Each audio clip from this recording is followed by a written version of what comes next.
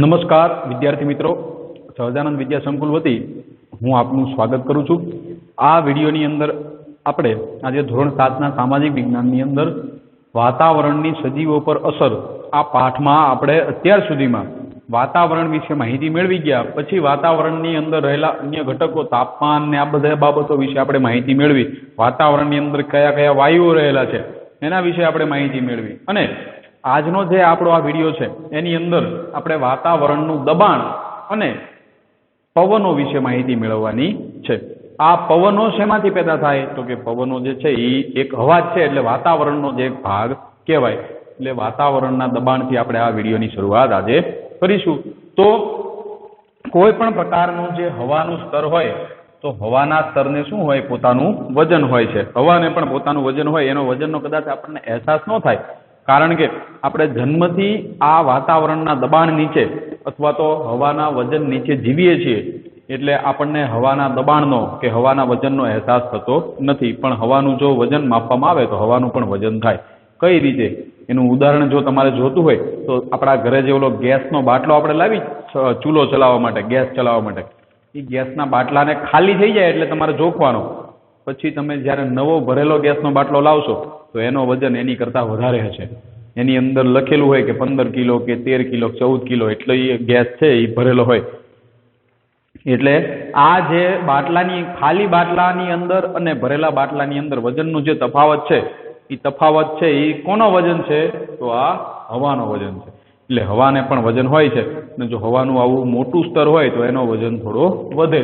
હવે વાતાવરણ છે એ વાતાવરણ આવું હવાનું એક વિશાળ સ્તર છે કે જેના પોતાનું આખું જે સ્તર છે એનું કંઈક વજન હોય। એ વજન મુજબ પૃથ્વીની સપાટી પર આ વાતાવરણ છે એ એક પ્રકારનું દબાણ ઊભું કરે છે અને આ દબાણને જે છે એ આપણે આ વાતાવરણનું દબાણ તરીકે ઓળખતા હોઈએ।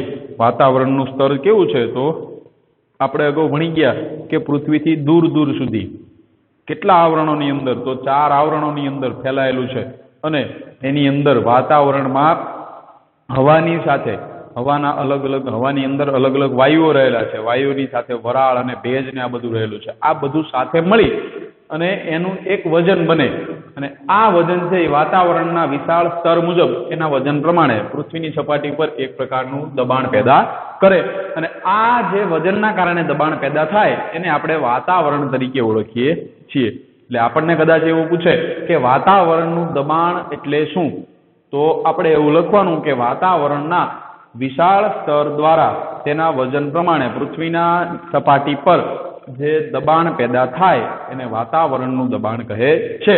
ત્યારબાદ આગળ કે પૃથ્વીની સપાટી પર સૌથી વધુ દબાણ ક્યાં હોય તો સમુદ્રની સપાટી જે છે એની ઉપર, પૃથ્વી ઉપર સૌથી વધારે વાતાવરણનું દબાણ હોય છે।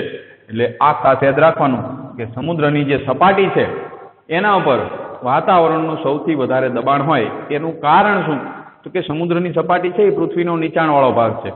નીચાણવાળા ભાગથી જેમ જેમ તમે મેદાન બાજુ જાઓ જ્યાં જમીન હોય તો પાણી કરતાં જમીન હંમેશા થોડી ઊંચી છે। એટલે જો સૌથી વધારે તમારે પૃથ્વીની ઉપર વાતાવરણના દબાણનો અહેસાસ કરવો હોય તો ત્યારે તમે સમુદ્રની સપાટી ઉપર હોય એવા સમયે તમારા શરીર ઉપર સૌથી વધારે વાતાવરણનું દબાણ હોય છે।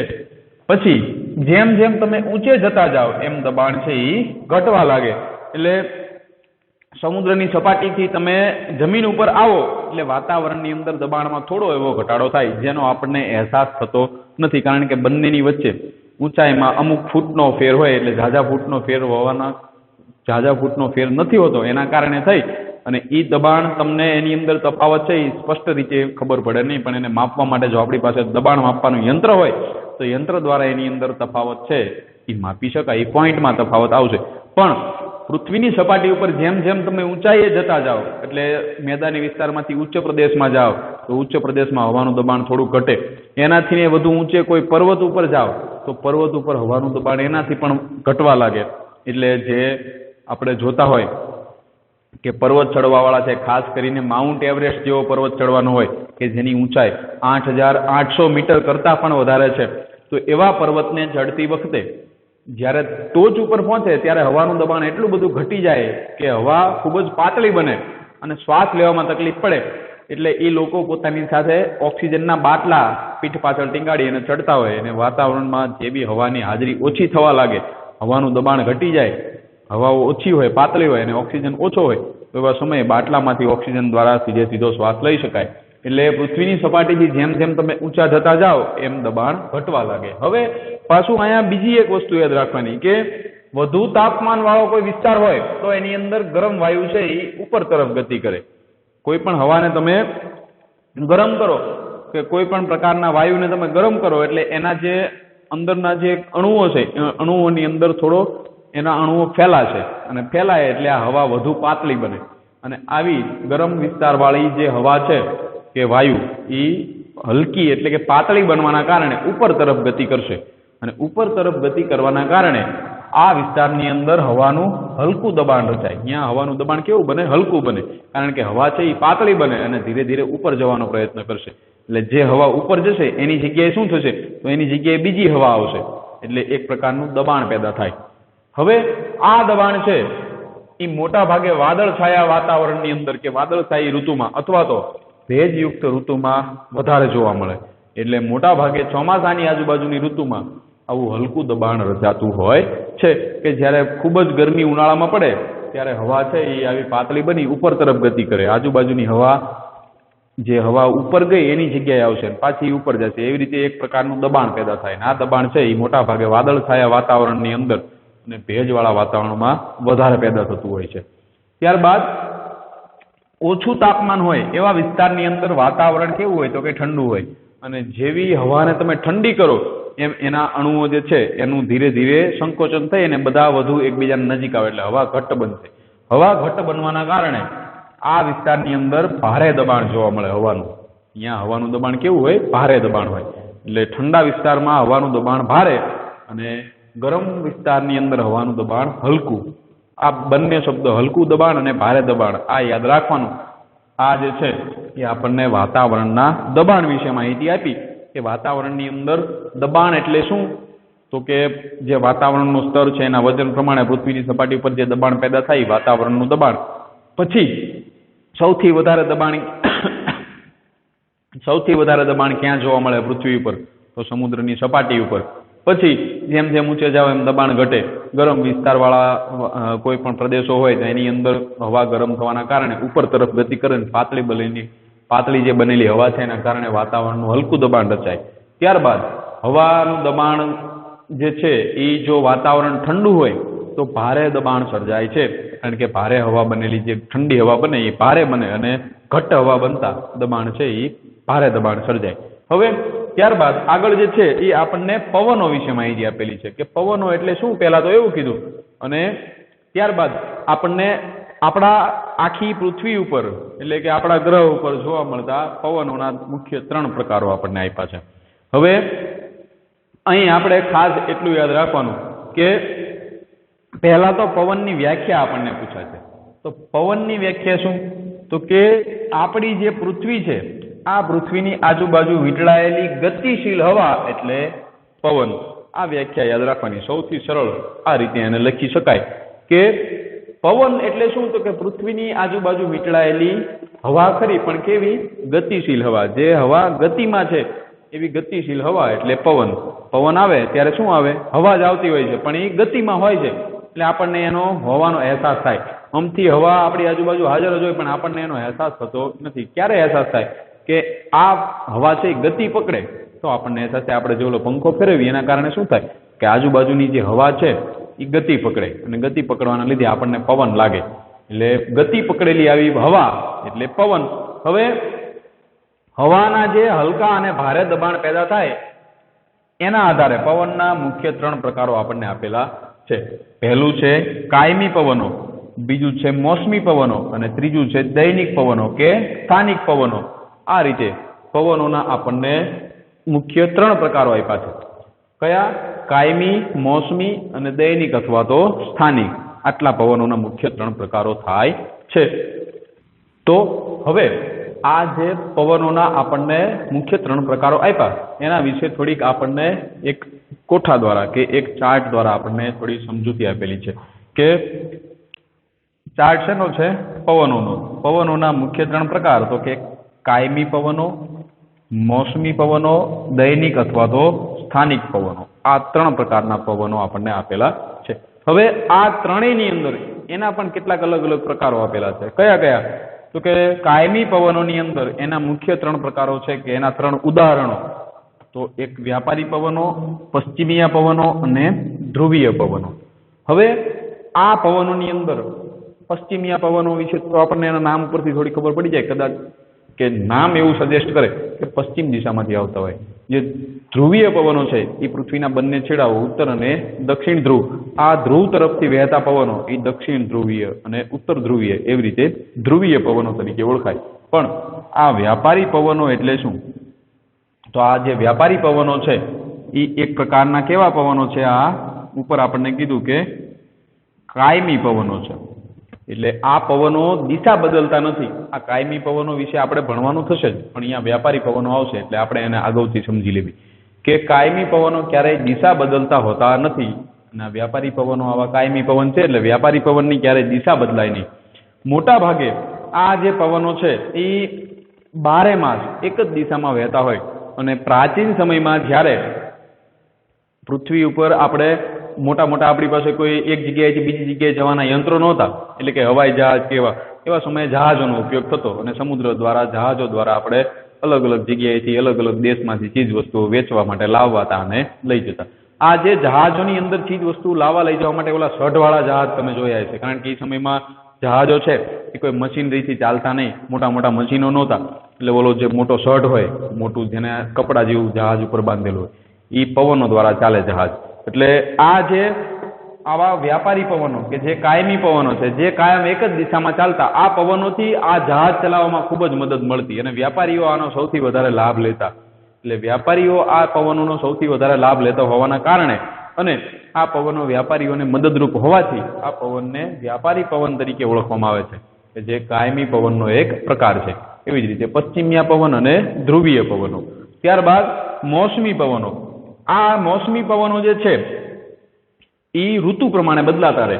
એટલે ઉનાળાના મોસમી પવનો અને શિયાળાના મોસમી પવનો આ આનું ઉદાહરણ છે. કે ઉનાળા સમયે જ્યારે ભારતની અંદર કે કોઈ પણ જગ્યાએ ઉનાળાનો સમય હોય ત્યારે મોટા ભાગે એવું બને કે પવનો જે છે જમીનથી સમુદ્ર તરફ જતા હોય. અને શિયાળાની અંદર પણ આ જ ઘટના બનતી હોય છે, પણ શિયાળામાં પવનની દિશા થોડી બદલાઈ જતી હોય છે. જ્યારે ચોમાસું આવશે એ ચોમાસાના પવનો પણ મોસમી પવનમાં જ આવશે. ચોમાસા વખતે પાછું પવનની દિશા બદલાઈ જાય અને પાછા ચોમાસા દરમિયાન આ પવનો છે એ સમુદ્રથી જમીન તરફ આવશે.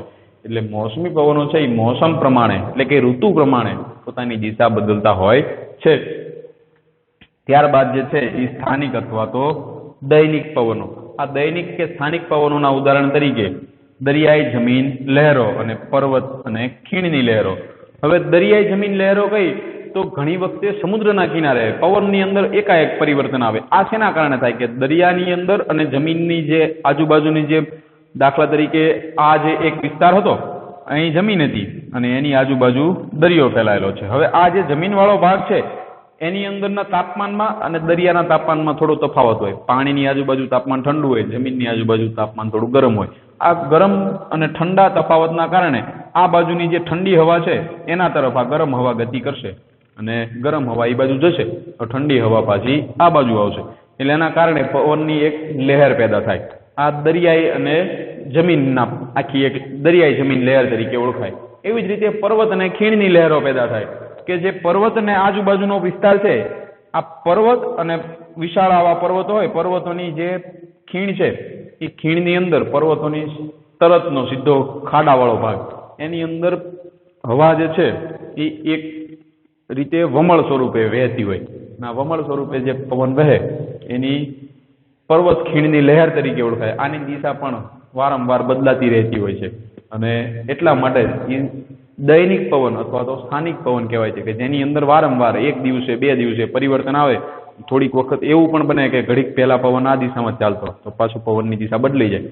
આ પર્વતોની અંદર અને ખીણ પ્રદેશમાં પવનની આવી લહેરખી કે પવનની લહેર બનવાનું કારણ શું છે કે તાપમાનનો તફાવત અને હવાનું પાતળું અને ઠંડુ થવું. આ હવા પાતળી ક્યારે બને? ગરમ બને તો પાતળી બનશે, ઠંડી થાય તો ઘટ્ટ બનશે. એટલે ઘટ્ટ અને પાતળી હવા છે એકબીજા તરફ આકર્ષિત થાય અને એના કારણે એની લહેરો પેદા થતી હોય. આની અંદર દરરોજ પરિવર્તન આવી શકે. તાપમાનમાં ફેરફાર થાય તો પવનની દિશા, એની ગતિ બધામાં ફેરફાર થશે. હવે આ જે ત્રણ છે, કાયમી, મોસમી અને દૈનિક પવનો, એના વિશે આપણને થોડુંક વધારે વિગતે પણ અહીંયા આપેલું છે. તો કાયમી પવનો એટલે શું? તો કે પૃથ્વી પર કેટલાક એવા ભાગો છે કે જેની અંદર 12 માસ કોઈ એક જ નિશ્ચિત દિશામાંથી પવન વાય છે.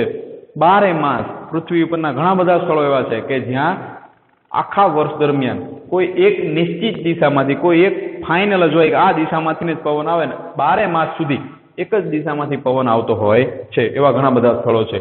જો આવું બને કે કોઈ એક નિશ્ચિત દિશામાંથી જ પવન વાતો હોય તો આવા પવનોને કાયમી પવનો તરીકે ઓળખવામાં આવે છે. એટલે આપણને કદાચ એવું પૂછે કે પેપરમાં કે કાયમી પવનો એટલે શું? તો કાયમી પવનો એટલે એવા પવનો કે પૃથ્વી ઉપર કેટલાક વિસ્તારની અંદર 12 માસ કોઈ એક નિશ્ચિત દિશામાંથી પવનો વાતા હોય છે અથવા તો પવનો વહેતા હોય છે. આવા પવનોને કાયમી પવનો તરીકે ઓળખવામાં આવે છે. અને બીજી વસ્તુ પાછી ખાસ યાદ રાખવાની કે આપણે પેપરની તૈયારી કરવાની જ છે. આપણને સરકારે એવું કીધું કોઈને એમનામ પાસ કરવા નથી, એટલે પેપર દેવાનું છે એવું મનમાં સ્પષ્ટ રાખજો. એટલે પ્રશ્ન નાના નાના આપણે પાછા તૈયાર કરતા જવાના છે. પછી અહીંયા આપણને કાયમી પવનોની અંદર કયા કયા પવનોનો સમાવેશ થાય એના ઉદાહરણો આપ્યા છે. તો કાયમી પવનોમાં વ્યાપારી પવનો, આજે આપણે જોઈ ગયા કે જે એક જ દિશામાંથી 12 માસ સુધી વહેતા અને એનો લાભ લઈ વ્યાપારીઓ પોતાના જહાજોને સરળતાથી લાવવા લઈ જવાનું કાર્ય કરી શકતા, એટલે એ વ્યાપારી પવનો તરીકે ઓળખાય. પછી પશ્ચિમિયા પવનો અને ધ્રુવીય પવનો. પશ્ચિમિયા પવનો મોટા ભાગે પશ્ચિમથી પૂર્વ દિશા તરફ વહેતા હોય એટલે પશ્ચિમિયા પવનો તરીકે ઓળખાય છે. જ્યારે ધ્રુવીય પવનો બંને ધ્રુવો તરફથી વહે છે અને ધ્રુવોની આજુબાજુના વિસ્તારમાં 12 માસ એક જ દિશામાં વહેતા હોય છે, એટલા માટે એને ધ્રુવીય પવનો તરીકે ઓળખવામાં આવે છે. ત્યારબાદ મોસમી પવનો. તો પૃથ્વી પર કેટલાક પવનો એવા છે કે જે ઋતુ મુજબ વાય છે. ઋતુ મુજબ એની દિશા બદલાતી હોય છે. ઋતુ બદલાય તો આવા પવનોની દિશા પણ બદલાય એવું બનતું હોય છે કેટલીક જગ્યાએ. તો ઋતુ પ્રમાણે તેની દિશા બદલાય છે અને આના કારણે એને મોસમી પવનો કહેવામાં આવે છે. મોસમી પવનો તરીકે શું કામ ઓળખાય? કે એની દિશા છે એ ઋતુ પ્રમાણે બદલાય. ઋતુ પ્રમાણે દિશા બદલાય એટલે દિશા બદલાવાની સાથે ઠંડી, ગરમી, વરસાદ આ બધી ઋતુઓનું પરિવર્તન પણ લાવતું હોય છે આ પવનો. એટલે ઋતુ પ્રમાણે જો પવનની દિશા બદલાય તો એવા પવનો કેવા કહેવાય? તો કે મોસમી પવનો કહેવાય. જો કોઈ પવન એવા હોય કે જે 12 માસ એક જ નિશ્ચિત દિશામાંથી વહેતા હોય તો એવા પવનો કાયમી પવનો તરીકે ઓળખાય. હવે આ મોસમી પવનોની અંદર કયા કયા દેશોની અંદર આવા મોસમી પવનો જોવા મળે છે? તો એનું ઉત્તમ ઉદાહરણ આપણો ભારત દેશ, પછી આપણો પાડોશી દેશ મ્યાનમાર અને બાંગ્લાદેશ. આ બધા દેશો એવા છે કે જેની અંદર આ પ્રકારના એટલે કે મોસમી પવનો જોવા મળે છે. હવે આ મોસમી પવનો જોવા મળતા હોવાના કારણે આ જે દેશોના આપણને નામ આપ્યા, ભારત, મ્યાનમાર અને બાંગ્લાદેશ, આ બધા દેશો મોસમી પવનોના દેશો તરીકે ઓળખવામાં આવે છે. આપણો ભારતની જે ઋતુ છે એ મોસમી આબોહવા અથવા તો ભારતની જે આખી ઋતુઓ છે એ મોસમ પ્રમાણે બદલાતી રહે, એની અંદર પવનની દિશા બદલાય અને ઋતુઓનો સ્પષ્ટ આપણને અહેસાસ થાય, એટલા માટે મોસમી પવનોના દેશ તરીકે ભારતને ઓળખવામાં આવે છે. હવે આ મોસમી પવનનું ઉદાહરણ તો કે ઉનાળો જ્યારે બેસે ત્યારે ભારતમાં નૈઋત્ય ખૂણામાંથી પવન આવે અને શિયાળાની અંદર ભારતની અંદર ઈશાન ખૂણામાંથી પવન આવતો હોય છે. આ મોસમી પવનનું ઉદાહરણ છે. શિયાળાની મોસમ આવે, મોસમ શબ્દ અહીંયા પાછું એક ખાસ યાદ રાખવાનું, નીચે આપણને જાણવા જેવાની અંદર આપેલો જ છે કે મોસમ શબ્દ છે એ મોસમ શબ્દ અરબી ભાષાનો છે. અરબી ભાષામાં આપણે જેને ઋતુ કહીએ, આ ઋતુ એટલે જે અરબી ભાષા છે એની અંદર મૌસમ, આ મૌસમ શબ્દ અહીંયાથી આવેલો છે. મૌસમ પરથી મોસમી પવનો કે જે આપણે મોસમ શબ્દ ઋતુ સાથે જોડેલો છે એ અરબી ભાષાનો છે. આ ખાસ યાદ રાખવાનું. હવે અહીંયા આપણને એવું કીધું કે ઉનાળામાં નૈઋત્ય ખૂણામાંથી, જો અત્યારે શિયાળો છે, અત્યારે તમારે એક રીતે માર્કિંગ કરવું હોય, જો આને જોવું હોય તો જોઈ લેવાનું, તમારે નિરીક્ષણ કરવાનું. શિયાળાના સમયે હાલમાં ઈશાન ખૂણામાંથી પવન આવતો હોય છે. હવે તમને ઈશાન ખૂણાની ખબર ન હોય તો તમને પહેલા એટલી તો ખબર હોય કે કઈ દિશા કઈ બાજુ આવી, પૂર્વ પશ્ચિમની તો આપણને ખબર છે ને, એની ખબર હોય તો જે બાજુ સૂર્ય ઉગે એ પૂર્વ, એની સામેની પશ્ચિમ થાય. હવે તમે સૂર્ય જે બાજુ ઉગતું તો એ સૂર્ય ઉગતા દિશામાં તમે મોઢું રાખશો તો તમારા ડાબા હાથ બાજુ થશે એ ઉત્તર દિશા થશે અને સૂર્ય બાજુ તમારું મોઢું હોય તો જમણા હાથ બાજુ દક્ષિણ દિશા આવે. આ ખાસ યાદ રાખવાનું. હવે જે ઉત્તર દિશા થઈ એ સૂર્યથી ડાબા બાજુ હતી અને દક્ષિણ દિશા હતી જમણા બાજુ. હવે આપણને કોઈ એવું કે ઈશાન ખૂણો કયો, તો સૂર્ય બાજુ મોઢું રાખો, તમારા મોઢાથી અને તમારા ડાબા હાથ બેની વચ્ચેનો જે ખૂણો બને એ ઈશાન ખૂણો કહેવાય. એટલે અત્યારે શિયાળામાં તમારા સૂર્ય સામે ઊભું રહેવાનું, તમારા મોઢા બાજુથી અથવા તો તમારા ડાબા હાથ બાજુથી પવન આવતો હોય છે, આ ઈશાન ખૂણામાંથી પવન આવે. જ્યારે ઉનાળો આવશે ત્યારે પાછું તમારે ચેક કરી લેવાનું કે સૂર્યથી તમારે મોઢું પશ્ચિમ બાજુ રાખવાનું, એટલે સૂર્ય બાજુ પીઠ કરી નાખવાની અને સૂર્ય જે દિશામાં ઉગો તો એ બાજુ મોઢું તમે ફેરવી નાખશો એટલે સૂર્ય જે દિશામાં ઉગતો એ બાજુ બરડો આપણો પીઠ એ બાજુ રાખવાની, મોઢું પશ્ચિમ દિશામાં રાખવાનું. મોઢું પશ્ચિમ દિશામાં રાખો એટલે હવે તમારો જે ડાબો હાથ હતો એ હવે દક્ષિણ દિશામાં આવી જશે. એટલે તમારા મોઢા અને તમારા ડાબા હાથ વચ્ચેનો જે ખૂણો થાય એ આ નૈઋત્ય ખૂણો થાય અને ઉનાળામાં આ નૈઋત્યમાંથી વધારે ભાગ પવનો આવતા હશે. હવે આગળ કે સ્થાનિક અથવા તો દૈનિક પવનો એટલે શું?